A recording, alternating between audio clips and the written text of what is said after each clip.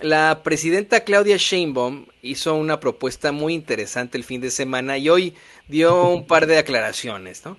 Eh, Propuso dejar de llamar Paso de Cortés a este histórico paraje situado entre el Popocatépetl y el Iztaccíhuatl y que fue, pues, efectivamente, ¿no? El lugar por el que este invasor, genocida, asesino, despreciable, pasó para llegar a la Gran Tenochtitlan.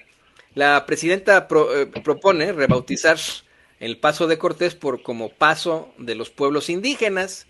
Lo hizo durante la Jornada Nacional de Reforestación y en el marco del Día Internacional de los Pueblos Indígenas, recordando que por ese territorio caminaron los pueblos originarios mucho antes de que Hernán Cortés lo atravesara en 1519, Exacto. después precisamente de la matanza de Cholula, ¿no? Durante su avance hacia México Tenochtitlan. Y bueno, pues obviamente esta propuesta no constituye de ninguna forma un cambio oficial, pero sí representa un acto necesario de justicia histórica en opinión de este tu servidor. Yo creo que no se trata de borrar la historia, como seguramente chillarán estos fachos. No, seguramente que ya chillan, ¿no?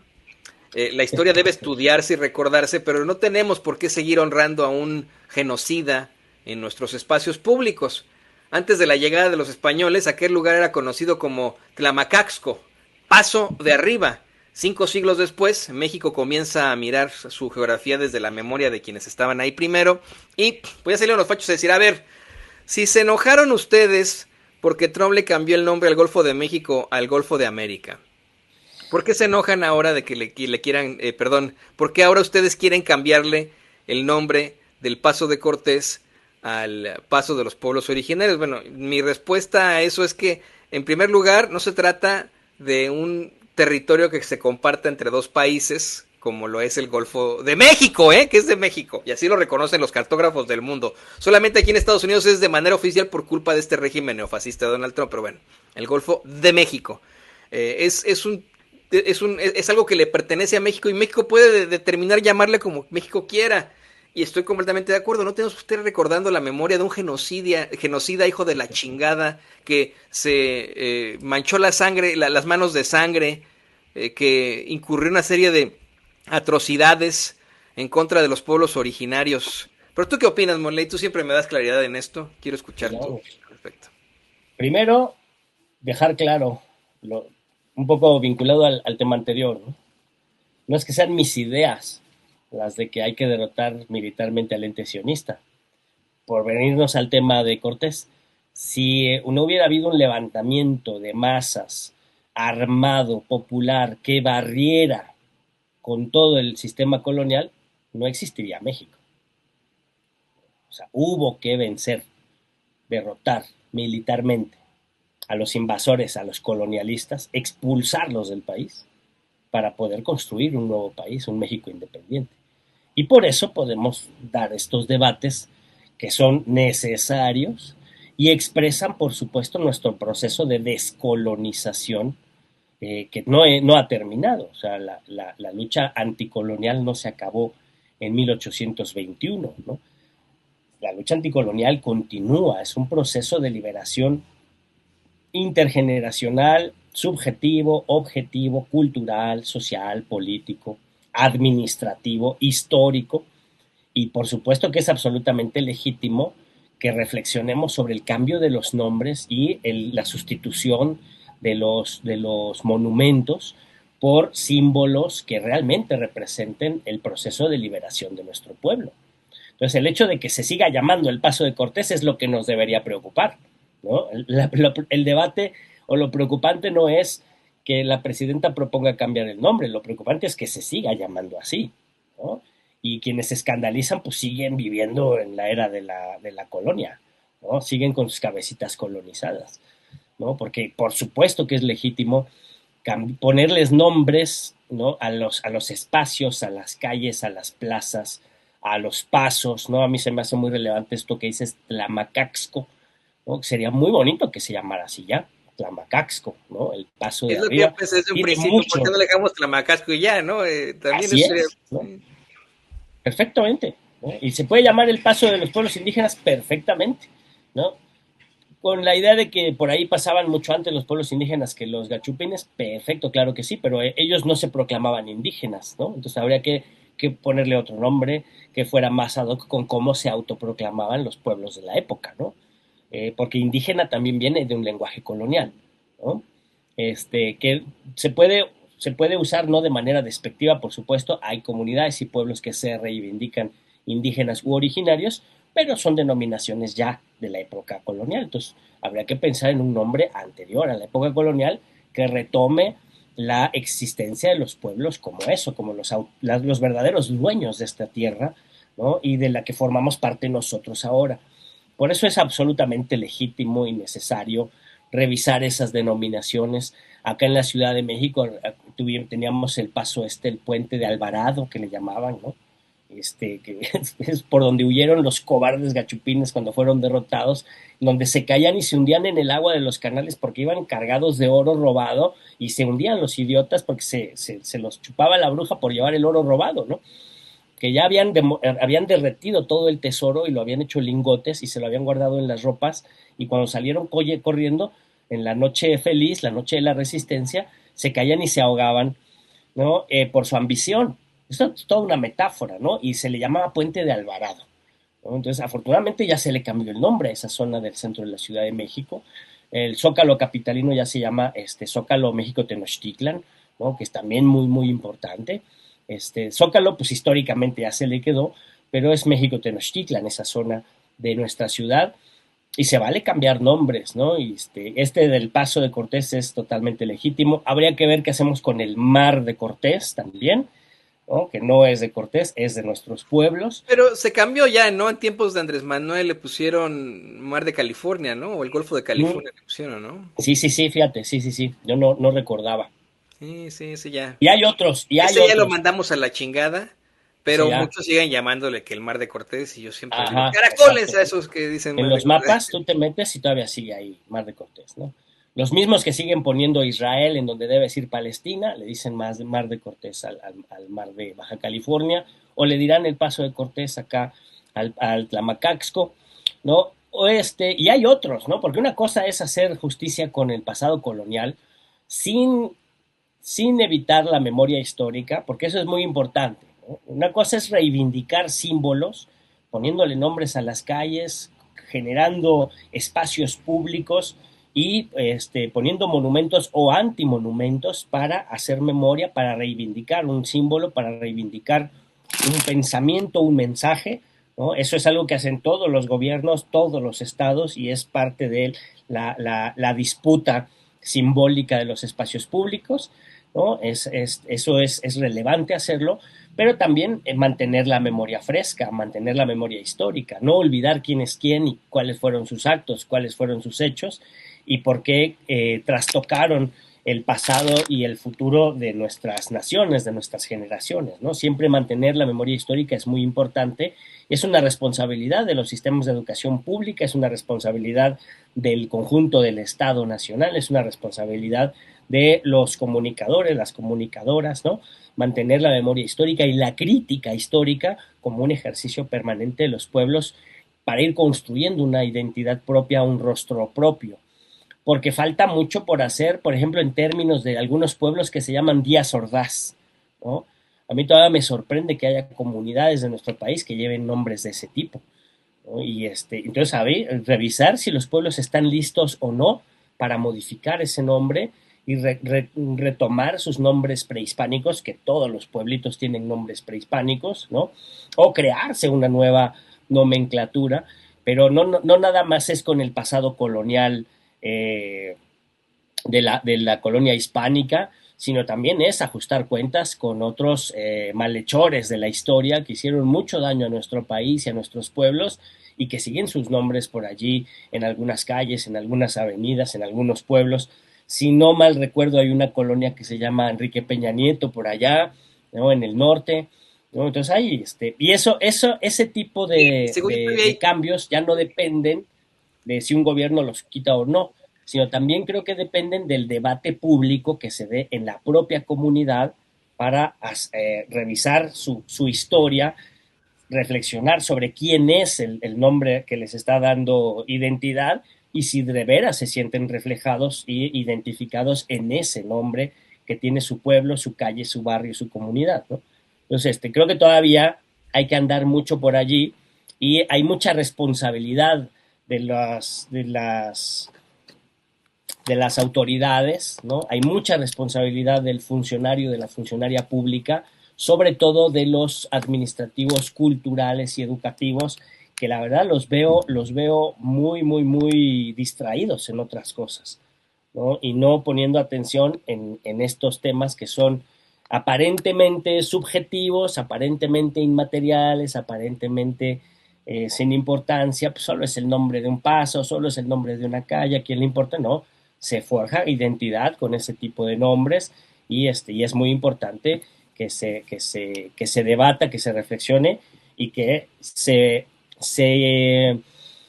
reconozca el proceso de democratización y de transformación, además de que en lo más importante, en la vida cotidiana de las personas, en su mejor estar, en su bienestar, también que se refleje en los símbolos, en los nombres, en los espacios públicos, ¿no?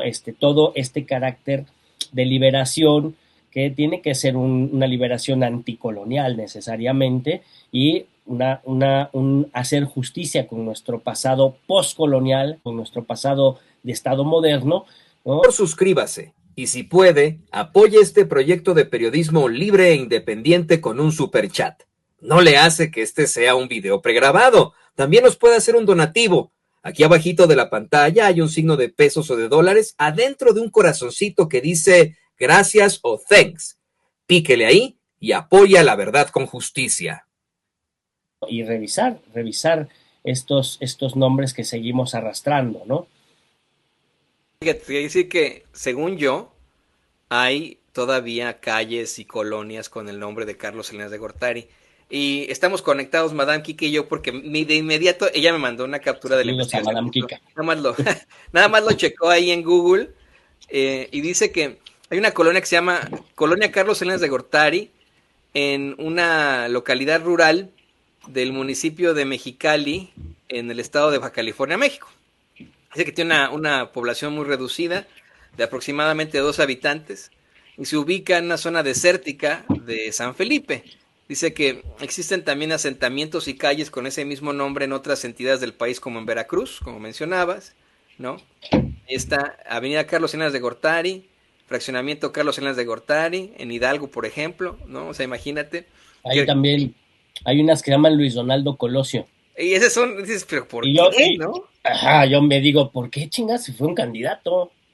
O sea, ¿qué hizo? O sea, deja tú que fue político sonorense, ¿qué hizo por Sonora, no? Ajá, exacto. Sí. O sea, ¿qué hizo más allá de ser el mártir de su propio partido, de sus propios criminales internos, ¿no? Pero es eso. O sea, ¿por qué lo pusieron? Pues porque era utilizar la figura, utilizar la popularidad para generar legitimidad ante una población que se sentía esperanzada y se sintió afectada por el crimen cometido en contra del pobrecito de Colosio. Entonces se utiliza de manera facciosa el nombre, pero ¿qué? ¿Por qué tiene que tener una calle, ¿no? mayor existencia? Lo mismo a mí me pasa cuando yo paso por acá en la Benito Juárez y veo la estatua de Cloutier. Yo también me digo, ¿qué demonios tiene que hacer una estatua de Cloutier? O sea, la neta, históricamente no representa ni madres para el cambio democrático, ¿eh? Ni madres. Más allá de que fue un personaje mediático que no tenía ningún interés democrático, lo que tenía eran intereses empresariales, intereses particulares, intereses Pero fíjate, ese es nombrar, ¿no?, calles por nombrar calles y por tratar de vamos, ¿no?, generar alguna especie de conciencia sobre estos personajes que uno fue asesinado y el otro pues murió en circunstancias muy extrañas. Pero fíjate, Isabel Basilio nos manda este mensaje, mi calle se llama Díaz Ordaz. O sea, estamos hablando de un criminal, exacto, de un hombre que asesinó jóvenes, que tiene calles. Es un criminal que representa al régimen priista. O sea, Gustavo Díaz Ordaz no fue ¿cómo le llaman esto? El monstruo aislado, ¿no? El asesino solitario, no. Gustavo Díaz Ordaz fue el máximo representante de todo un régimen que fue el régimen de la congelación y la traición de la Revolución Mexicana. Y fue un régimen muy autoritario, muy violento y muy corrupto, que duró desde Miguel Alemán hasta Enrique Peña Nieto, pasando por el prianato, ¿no? Y eso representa a Gustavo Díaz Ordaz. No, no es ahí, ay, pinche loquillo, asesino, él, fanático, agente de la CIA. Todo un sistema neocolonial, porque justamente el hecho de haber sido agente de la CIA era que había influencia de un gobierno externo sobre las decisiones de un gobierno nacional que estaba ocupado por el gobierno externo, por la CIA, ¿no? Entonces era neocolonial, un gobierno, un régimen que traicionó a la revolución, que traicionó al pueblo y que se recolonizó, ¿no? Entonces eso representa a Díaz Ordaz. ¿Qué hay que hacer? Hay que hacer un documento donde se exija el cambio del nombre y juntar firmas de todos los vecinos y vecinas interesados, convencer a los demás vecinos y vecinas, hacer una asamblea para discutir qué significa que se llame así la calle y qué otros nombres se podrían proponer que sean más simbólicos para la calle, para la comunidad. Incluso le pueden poner el nombre de alguna compañera o algún compañero que haya sido artista, que haya sido un líder vecinal, un dirigente popular de la propia comunidad, y que la comunidad se sienta más representada por el nombre de esa persona que por la de un asesino criminal como Gustavo Díaz Ordaz u otros, No, ¿no? y el problema es aún peor acá en Estados Unidos. Aquí incluso ha sido causa de enfrentamientos incluso violentos, de problemáticas políticas muy duras, por el pasado esclavista que Claro. tantos conservadores quieren negar. ¿Verdad? Es un hecho que hay muchos personajes de la ultraderecha estadounidense o la misma derecha que se niegan a aceptar que en este país hubo esclavitud, que se niegan a aceptar que este país trajo encadenados a los hijos de África, especialmente de África del Oeste, pero los hijos de África, las hijas de África, que les obligaron a hacer cosas horribles. Y parte de ese pasado esclavista, pues son una serie de calles, monumentos, museos, lo que tú quieras, que hacen referencias al ejército confederado, a generales confederados, a políticos confederados, y que hemos estado intentando hasta el cansancio desaparecer, como allá en Europa lo han conseguido, ¿no? En muchas jurisdicciones, en muchos países han conseguido deshacerse de personajes ultrarracistas, esclavistas en varios países europeos, y aquí no lo conseguimos, aquí en Estados Unidos. En México, al menos consiguieron retirar la estatua del otro genocida llamado y oportunista Cristóbal Colón, ¿no? O sea, Pero fue pero hasta el gobierno de Claudia. falta, sí, sí, sí. O sea, fue hasta el gobierno de Claudia. Es tremendo. O sea, es un proceso muy complejo. No sé si yo les conté esa anécdota justo hace varios años, por ahí del año 2000, que estábamos organizando la resistencia en contra de la reunión que iba a haber de la Organización Mundial de Comercio en Cancún. Nos estábamos organizando con varios compañeros para hacer una movilización. Y que por cierto resultó esa movilización en la primer represión del gobierno de Fox, ¿no? Que tenía un mes de gobierno y mandó a la policía a reprimir, donde hubo gente brutalmente reprimida en Cancún, ¿no? En febrero 26 del 2000. Entonces, en ese contexto estábamos y una compañera de Alemania eh, íbamos pasando por ahí por la glorieta donde antes estaba el Colón y se quedó impactada. Me dijo, wow, qué impresionante es ver un Cristóbal Colón en una estatua, en un monumento, así en una glorieta, en un lugar importante. Dice, a mí como alemana me da la impresión de que estoy viendo un Adolfo Hitler, ¿no? En una estatua. Entonces dice, pues es una cosa Claro, aberrante, ¿no? claro, lo mismo, sí, sí, por supuesto, a mí me parece aberrante, claro. Y afortunadamente se pudo quitar, ¿no? Pero ¿cuántos gobiernos pasaron de progresistas, izquierdistas, siempre socialdemócratas, ¿no? Aquí en la Ciudad de México, gobiernos del PRD, exceptuando el de Mancera, y a nadie se le había ocurrido tocarla. Tuvo que venir el gobierno de Claudia Sheinbaum a decir, a ver, esto aquí está estorboso, ¿no? Y se iba a poner en la efigie de una lideresa mexica antigua, ¿no? Bueno, no mexica, pero de uno de los pueblos influenciados por los mexicas de Veracruz, la mujer de no recuerdo el pueblo, y se iba a poner, pero vino la erupción del movimiento feminista y el movimiento feminista puso el antimonumento ahí por la justicia en contra de la violencia hacia las mujeres, y también eso tiene un gran simbolismo, ¿no?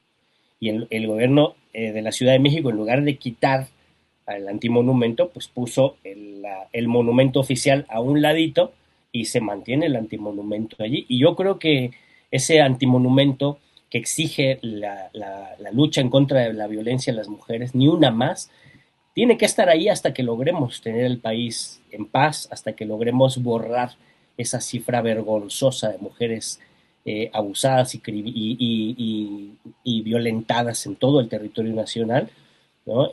Y pues ahí está ese símbolo que nos recuerda justamente, constante y permanentemente, esas deudas que tenemos como comunidad, como sociedad, ¿no? Y nos hacen ver lo importantes que son ese tipo de espacios. No son cualquier cosa. Es muy importante lo que un gobierno quita y pone de monumentos, de nombres, de símbolos, pero más importante aún es lo que un pueblo, una comunidad quita y pone en función de su discusión, en función de su maduración, en función de su organización, de quitar, poner símbolos, monumentos, nombres a los espacios comunes, que son eso, espacios comunes, que nos hacen construir una memoria colectiva y una identidad colectiva. Entonces no son inocentes los nombres de las calles, sino que son parte de la disputa ideológica, política y cultural en la que estamos participando todos los miembros de la sociedad. No solo es el partido fulano, el partido sutano, el líder fulano, el líder sutano, no, somos todas y todos los que participamos. Por eso yo me pregunto hasta cuándo los compañeros de pueblos que se llaman Gustavo Díaz Ordaz van a mantener esos nombres terribles como nombres de su comunidad. ¿Hasta cuándo? Y eso es algo que tendrán que decidir cada pueblo, cada comunidad, ¿no? Hay un lugar que se llama, por ejemplo, ahí en Oaxaca, ahí está diferente, ¿no? Porque es Miahuatlán de Porfirio Díaz, ¿no? Entonces ha habido compañeros que dicen, no, ¿cómo Porfirio Díaz? Es que Porfirio Díaz era oaxaqueño, ¿no? Ah, sí, aguas allí. Cambia la cosa. ¿Por qué se llama así Miahuatlán de Porfirio Díaz? Porque ahí hubo una gran batalla que libró Porfirio Díaz revolucionario, el Porfirio Díaz republicano, el Porfirio Díaz juarista. Ahí libró una gran batalla donde derrotó a los franceses. Entonces, pues, y además era oaxaqueño, nos gusta. Además era oaxaqueño. Yo nunca defendí a ese cabrón, porque él sí, fíjate, como mexicano, incurrió en genocidio. En algún momento, tu profe de RI, el profe López Almejo, me dijo, es que Toño, estás equivocando los términos. Mira, en el caso de Porfirio Díaz, debido a que exterminó a pueblos originarios, sí, claro, sí se llega a la definición de genocidio en cuanto a Porfirio Díaz. Sí. Este cuate cometió. O sea, yo nunca lo voy a defender, ¿eh? Pero tienes toda la razón. Yo no lo defiendo, pero en la historia siempre tenemos estos matices y siempre hay que ubicar estos matices, ¿no? Hay trayectorias de personajes que toda su vida vivieron en la oscuridad, ¿no? Y toda su vida es una consecuencia de su devenir perverso, ¿no? Ese no es el caso de personajes como Porfirio Díaz, ¿no? Que tiene sus claroscuros, ¿no? Yo no lo defiendo, pero reconozco, por ejemplo, si a mí me dicen aquí se llama Miahuatlán de Porfirio Díaz porque sucedió esta batalla y sucedió de esta forma y fue así, yo digo, bueno, si eso la comunidad le significa, vénganos tu reino. Si se me hace terrible el caso de Gustavo Díaz Ordaz, ¿no? Donde ahí no hay ninguna claridad, todo es oscuridad perpetua, ¿no? U otros personajes. Pero efectivamente, o sea, al final el Porfirio traicionó al Partido Liberal, traicionó a la Revolución Republicana, traicionó a la patria y permitió no solo el vender el territorio nacional en nombre del progreso, sino efectivamente cometió genocidio en contra de los pueblos yaquis, por supuesto que sí, ¿no? Pues si el genocidio, el término de genocidio no se establece a partir de un número de víctimas, sino por la intención de desaparecer a un sector de la población, y había una intención clarísima de desaparecer a los yaquis, ¿no? No solo a los yaquis, ¿no? Sino a los pueblos originarios, pero la guerra contra los yaquis fue la más dura, ¿no? Una intención de desaparecerlos, de someterlos y de reducirlos a la mínima expresión, cometiendo los crímenes más brutales de los que es capaz el ser humano, ¿no? O sea, los crímenes que se cometieron en el porfiriato en contra de los yaquis no le piden nada a lo que hace Netanyahu en Palestina, ¿eh? Así de fuerte Sí, fue. sí, siempre lo he dicho y es algo que de verdad duele cuando vemos a un Gabriel Cuadri ir a la tumba de Porfirio Díaz y decir, ay, rendirle pleitesía. Pero tiene que ir a Francia. Tiene que ir eso es lo mejor. O sea, Bueno. fíjate, pues que tú y yo no quedamos en aquel momento, porque también regresando al tema de Hernán Cortés, ¿no? Sí. Hablando de los restos de Hernán Cortés, tú dices, bueno, es que tendría que haber un proceso en el que en todo caso se le ensalzaría y etcétera, ¿no? Pero la ventaja en el caso del genocida Porfirio Díaz es que él ni siquiera está en México. No. Él está en Francia y no queremos sus huesitos acá, que se queden No, allá con sus ahí está bien. Ahí está bien, ¿no? Sí, porque es todo un símbolo político que los que le quieran rendir pleitesía se tengan que ir para allá. ¿No? Es un símbolo político, muy claro. Sí. ¿No? Y en el caso de este tipín, ¿no? del genocida Hernán Cortés, pues está ahí en una tumbita pedorra.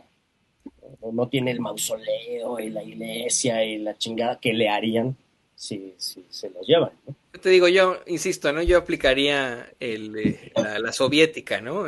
Lo que hicieron los Ya es demasiado soviéticos. tarde. Ya es demasiado tarde, pero lo que Yo hicieron los también, soviéticos. ¿no? Yo estoy de acuerdo, o sea, él también, si pudiéramos, yo también estaría contigo, pero ya pasaron más de 500 años. No, pero a lo mejor alguien que tenga los verdaderos pantalones políticos para hacerlo, lo lea como los soviéticos con los restos de Hitler y de pronto diga, a ver, primero los metemos en una bodeguita, los desplazamos 10 años y cuando ya nadie se dé cuenta los llevamos a un bosque, ¿no? Los quemamos y ya. Dice, o sea que se nos perdieron, están quemados y están esparcidos en algún lugar. Bueno, ¿quién ¿no? te dice que no ha sido así? Eso sí. Pues sí. Ahí está el mausoleo, ahí está, pues no sabes lo que hay adentro. Pues sí. ¿No? El tema es el símbolo político, así, lo que se hace con el símbolo político, ¿no? Y luego, o sea, siempre hay que cuidar mucho el patrimonio cultural y nacional, ¿no? Y desgraciadamente, esos huesos son patrimonio cultural y nacional. Entonces, lo que le hagas a esos huesos o lo que le hagas a esa tumba, lo que le hagas a ese espacio, lo tienes que hacer con el mayor cuidado posible porque es lo que se le puede hacer a cualquier otro, ¿no?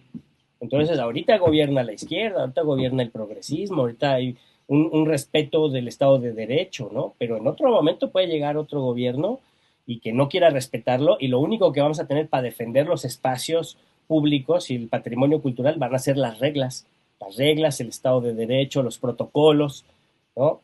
Con los que protegemos a los que nos caen mal y con los que protegemos a los que nos caen bien, ¿no? Entonces la ley es para todos y todos tenemos que aceptarla y respetarla y si es injusta, cambiarla, ¿no? Pero hay que proteger el patrimonio cultural nacional de propios y de extraños, ¿no? De la colonia, del porfiriato, símbolos revolucionarios, símbolos reaccionarios, todo lo que forma patrimonio cultural es de todas y de todos y tenemos que protegerlo, aunque sea la tumba de Hernán Cortés.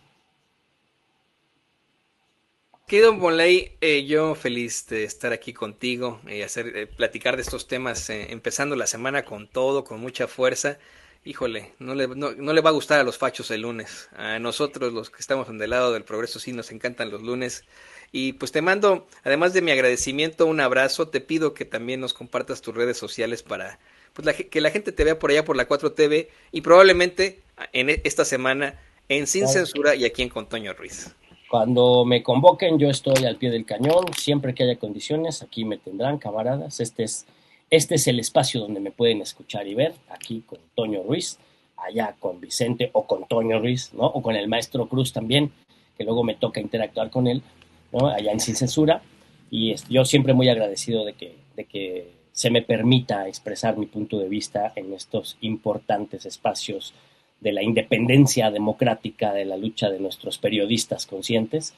Me siento agraciado y con mucha dignidad y honor de que me convoquen y pues aquí me tienen y en la 4TV, que es mi trinchera de lucha militante, es mi espacio militante partido allá en la 4TV, ahí me pueden ver también haciendo mis pininos de entrevistas y de análisis político con Demos y Kratos, con el maestro Felipe Gómez, y en mis canales de redes sociales, que yo no produzco contenido, en realidad yo nada más de repente comparto cosas, ¿no? Porque hay camaradas que son profesionales construyendo los contenidos y no, sí, la neta, mis respetos, yo no me puedo comparar con ninguno de ellos, pero me pueden encontrar en las redes, en Facebook, en X, en el Instagram y en el TikTok, tecleándole ahí Molay Masa o Molay-Masa, ahí me pueden encontrar, ahí podemos conversar, ponernos de acuerdo y seguirnos organizando, seguir desarrollando la conciencia y seguirnos movilizando para profundizar este proceso de cambio, de transformación que ha iniciado nuestro pueblo y que nadie lo va a detener. Mi querido Toño, muchas gracias. El agradecido soy yo siempre, Moley, y pues qué interesante reflexión con la que nos dejas. Yo, pues esperando que tenerte una vez más, probablemente el miércoles, que es cuando es recurrente la necesidad de información y de sabiduría. Mientras tanto, bueno, pues muchas gracias al historiador, compañero, amigo, Moley Masa, aquí con Toño Regresa, amigo. Gracias, Toño. Abrazo.